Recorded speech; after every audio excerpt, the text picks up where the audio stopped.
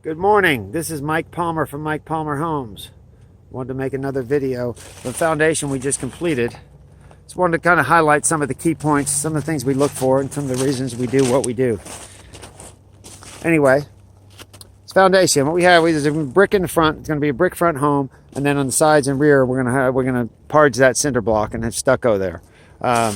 We put gravel in the garage. Now, I don't pour the concrete in the garage at this stage. Some people do, but we don't like to because it takes a lot of abuse with framing, etc. So we like to pour it at the end so it prevent it from being damaged. And this way, it lets everything settle and do what it's going to do, so you have less settling after you pour your garage. Anyway, we have prepped the foundation. We brought in some extra dirt and we graded it. Because this lot slopes up in the back and we had to cut it for drainage there, but we like to get all this dirt graded at the very beginning, because once we drop lumber here and we get other items in there, it's going to be virtually impossible to get a bobcat in here, so we do that first. Anyway, you see here, this is straw, this is hay. Okay, we put that down because the rain will splash lots of mud up here, and it's very difficult, if not impossible, to get all the mud off of there. Now, we can't keep all the mud off the foundation, but this gets the majority of it and makes the home just much more attractive when it's done. Anyway, this here is going to be an entry door into the garage. Now, we're going to put some other masonry there on the bottom, like a course of brick row lock that's going to be visible, but this is where there's going to be a walk door in, so you're not in your garage door every time you enter it. We brought the stone up as much as it could as high as we could, so we don't want to have any more steps into the house than we need to. So we try to minimize, because that path of travel you use all the time, and you don't want to be going up and down any more steps if you don't have to.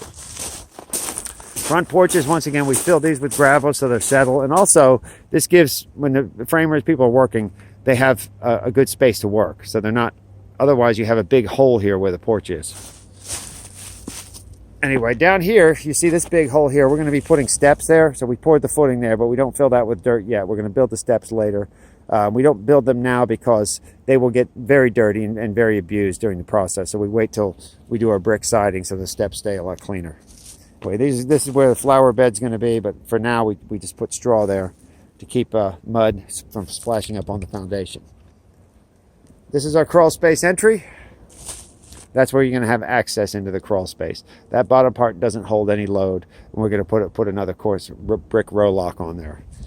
Anyhow, oh, the other thing you can see, that black on the foundation, that's waterproofing. We spray that, and we have what's called a French drain, which is it's like a pipe that catches water. So if water does go up in the foundation, it has some place to go.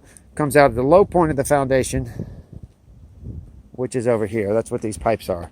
They're for your French drain and your crawl space drain. Down in the corner here, at the low point of the foundation, you have a drain so that if water were to get in the foundation for any reason, or if you have a water heater down here that bursts and sometime in the future, the water has some place it can go and escape. And that's why we just left this trench during the construction process. The water can go somewhere. We will run these pipes out to daylight when that's completed. Anyway, right here, these are bolts. These are vents for ventilation of the crawl space. These bolts, we bolt down the bottom,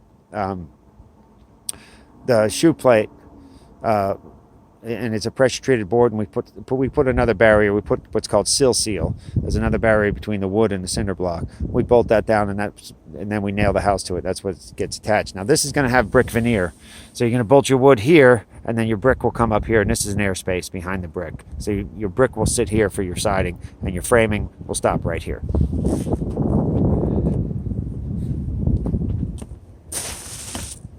On the inside, these columns are called piers. That's structural members. Your girders and your structural floor members sit on there. That holds up the inside of the house. And some of the roof load transfers down, and it's called a point load, where there's a member that holds up the roof. It gets transferred down through the wall and sits on these piers. Right, that's what these rolls are. They're called sill seal. They sit on top of the cinder block, in between your wood, your pressure treated wood, and our rear porch. You see how this lot slopes up, and that rear porch is fairly close to the ground.